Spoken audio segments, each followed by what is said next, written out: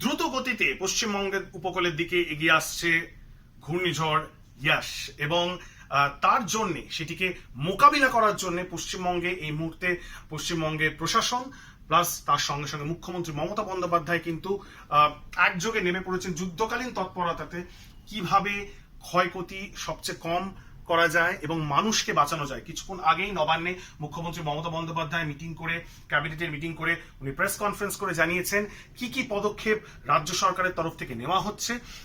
10 লক্ষ মানুষকে কিন্তু ইভ্যাকুয়েট করার একটা প্রসেস এই মুহূর্তে পশ্চিমবঙ্গ সরকার নিয়েছে, বিশেষ করে পূর্ব মেদিনীপুর, দক্ষিণ 24 পরগনা এইসব জায়গাগুলোতে, কাকদ্বীপ, নামখানা, ডায়মন্ড হারবার, বকখালি, দীঘা, মন্দারমণি, এইসব জায়গাগুলো, উপকূলবর্তী যেসব এলাকাগুলি রয়েছে সেই জায়গাগুলিকে খালি করার এই মুহূর্তে তৎপরতা চলছে।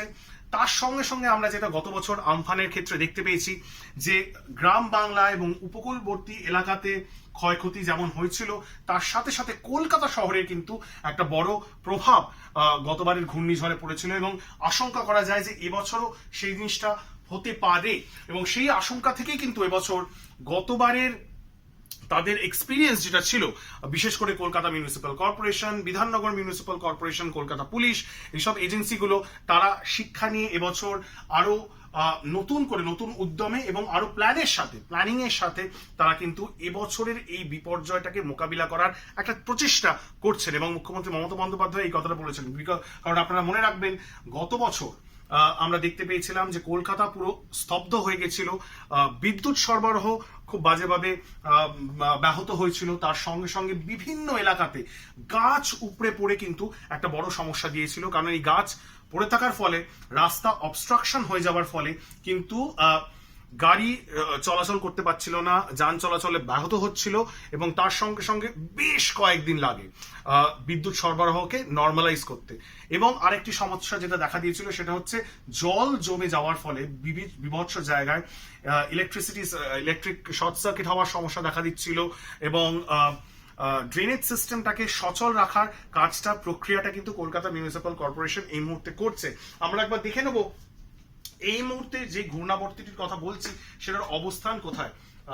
আপনারা দেখতে পাচ্ছেন এখানে আমার স্ক্রিনে আমরা দেখাচ্ছি গাঙ্গেয় পশ্চিমবঙ্গ এই জায়গাটিতে রয়েছে এবং ঘূর্ণাবর্তটি এই মুহূর্তে এইখানে রয়েছে। একবার আইএমডি মানে ইন্ডিয়ান মেটেরিওলজিক্যাল ডিপার্টমেন্ট হাওয়া অফিসের স্যাটেলাইট ছবিটা এই মুহূর্তে দেখিয়ে দেবো। দেখুন এইখানে রয়েছে এখন ঘূর্ণাবর্ত এবং বলা হচ্ছে, হাওয়া অফিসের তরফ থেকে বলা হচ্ছে যে যত সময় সঞ্চার করবে কাল মানে মঙ্গলবার সেটি আরো শক্তিশালী হবে এবং বুধবার নাগাদ এটি ল্যান্ডফল করার একটা সম্ভাবনা দেখা দিচ্ছে। এই মুহূর্তে কোথায় আছে ইন্ডিয়ান মেটেরিওলজিক্যাল ডিপার্টমেন্ট বলছে এই মুহূর্তে সাইক্লোনিক স্টর্ম ইয়াস তার পজিশন কিন্তু বে অফ বেঙ্গলে মানে বঙ্গোপসাগরে 620 kilometre north West port Blair থেকে, মানে আন্দামান এবং পোর্ট ব্লেয়ার আইল্যান্ড থেকে 620 কিলোমিটার উত্তর এবং উত্তর পশ্চিম দিকে রয়েছে। 530 কিলোমিটার দক্ষিণ পূর্ব দিকে রয়েছে পারাদ্বীপের উড়িষ্যার এবং দীঘা থেকে 620 কিলোমিটার দক্ষিণ পূর্বে অবস্থান করছে সাইক্লোনিক স্টর্ম ইয়াস এবং সেটা আমরা কিন্তু এই মুহূর্তে দেখতে পাচ্ছি। এবং এই ঘূর্ণাবর্ত থেকে কলকাতার মানুষকে কিভাবে সচেতন করা যায় সেটার জন্য কলকাতা পুলিশ কিন্তু কিছুক্ষণ আগেই একটি সার্কুলার জারি করেছে এবং সেখানে 12টি পয়েন্ট আছে, আপনাদেরকে পড়ে শোনাবো। মানুষকে সচেতন করার জন্য কলকাতা পুলিশের তরফ থেকে এই সার্কুলারটি জারি করা হয়েছে, যেখানে বলা হচ্ছে যে severe cyclonic storm Yaas is expected to hit Kolkata shortly with very high wind speed. In view, all shall comply with the following instructions. এই যে ইনস্ট্রাকশনগুলি দেওয়া হয়েছে কলকাতা পুলিশের তরফ থেকে সেইগুলি যাতে কলকাতাবাসী পালন করেন অক্ষরে অক্ষরে, তাদেরকে বলা হচ্ছে, তাদেরকে সচেতন করার একটা প্রচেষ্টা এই মুহূর্তে কলকাতা পুলিশের তরফ থেকে করা হচ্ছে। কারণ আমরা জানি সাইক্লোন যখন চলবে সেই মুহূর্তে খুব আবশ্যিক না হলে নিজের বাড়ি থেকে বেরোবেন না, গাড়িতে করে নিজের বাড়ি থেকে বেরোবেন না। এবং এই মুহূর্তে আমরা একটা প্যান্ডেমিক সিচুয়েশনের মধ্যে দিয়ে চলছি, সেই সময় হয়তো মেডিকেল এমার্জেন্সি অনেকের হতে পারে, অনেকের অ্যাম্বুলেন্স লাগতে পারে, অনেকের হয়তো নিজের পার্সোনাল গাড়িতে করে কোনো রোগীকে হাসপাতালে নিয়ে যেতে পারেন সেই সময়। এবং সেই সময় যদি এটা হয় সেই ইনস্ট্রাকশনগুলি কিন্তু ফলো করতে হবে। কি বলা হচ্ছে কোনো গাড়ি যেন কোনো গাছের তলায়, কোনো বিলবোর্ডের তলায়, কোনো জরাজীর্ণ বাড়ির তলায় যেন পার্ক না করা হয়। Vehicle movement on bridge flyover shall be stopped as per requirement. বলা হচ্ছে ম্যাক্সিমাম ফ্লাইওভার এবং ব্রিজের ওপরে কিন্তু ব্যারিকেড করে দেওয়া হবে।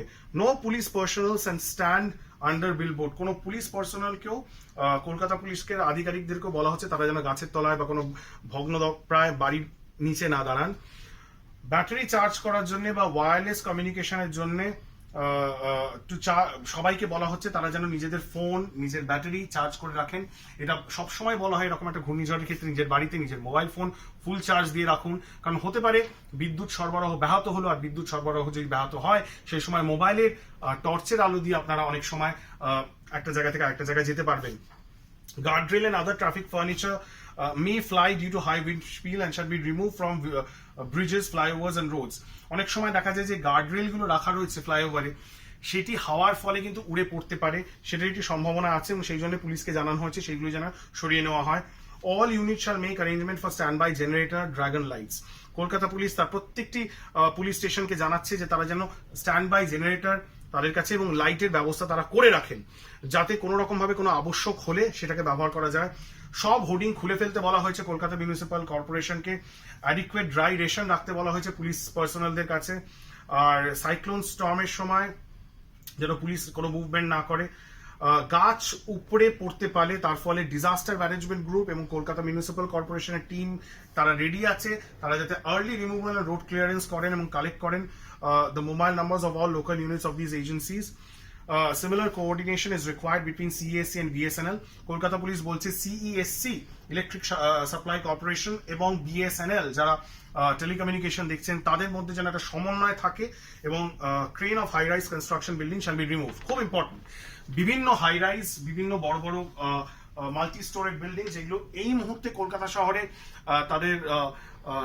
তারা তৈরি হচ্ছে, তাদের কনস্ট্রাকশন চলছে, সেই সব ক্রেন যেন এই মুহূর্তে সরিয়ে নেওয়া হয়, কারণ খুব বেগে হাওয়া চলতে চলেছে এবং আমরা যেটা জানতে পারছি সেটা হচ্ছে 145 থেকে 180 কিলোমিটার প্রতি ঘন্টায় কিন্তু যখন সাইক্লোনটি ল্যান্ডফল করবে এবং কলকাতা এবং পার্শ্ববর্তী এলাকার উপর দিয়ে যদি সেটা যায় সেই সময় কিন্তু উইন্ড স্পিড এতটা হওয়ার সম্ভাবনা আছে। সুতরাং এই ইনস্ট্রাকশনগুলি কিন্তু কলকাতা পুলিশ তার প্রত্যেকটি এসি, প্রত্যেকটি ট্রাফিক গার্ডকে পাঠিয়েছে এবং তার সঙ্গে সঙ্গে বারবার করে মানুষকে সতর্ক করা হচ্ছে যখন সাইক্লোনটি পাস করবে তখন যেন মানুষ অযাচিতভাবে রাস্তায় না বেরোন, তারা যেন গাড়ি গাছের তলায় পার্ক না করেন, খুব আবশ্যক না হলে বাইরে বেরোবেন না এবং আপনার নিজের মোবাইল ফোন, আপনার নিজের বাড়িতে টর্চ লাইট সেগুলিকে চার্জ দিয়ে রাখুন, যাতে যদি কোনো রকম ভাবে বিদ্যুৎ সরবরাহ ব্যাহত হয় সেই ক্ষেত্রে আপনারা টর্চের আলোয় সাহায্য নিতে পারেন।